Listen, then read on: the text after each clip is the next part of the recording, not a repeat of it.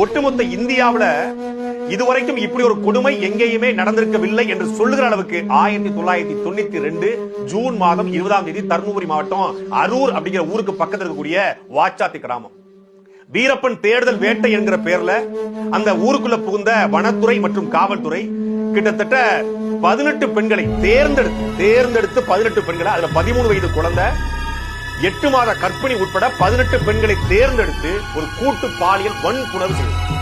இன்றைக்கு வரைக்கும் அந்த பெண்கள், அந்த 31 வருஷம் ஆயிடுச்சு, இன்னைக்கு வரைக்கும் அந்த துயர்ல இருந்து எங்களால வெளிவர முடியல சொல்லுற அளவுக்கு வாட்சாத்தி இருக்கு.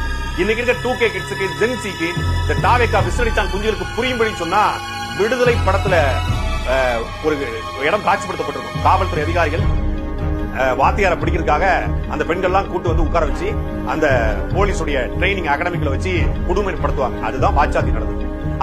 அந்த விடுதலை படத்துல இளவரசன் கேரக்டர் வரும். அந்த இளவரசன் கேரக்டர் தான் உங்கள் தாவேக்கால சேர்ந்த புது ப்ரோ இருக்காரு இல்லையா, செங்கோட்டையன் ப்ரோ, அவரோட கேரக்டர்.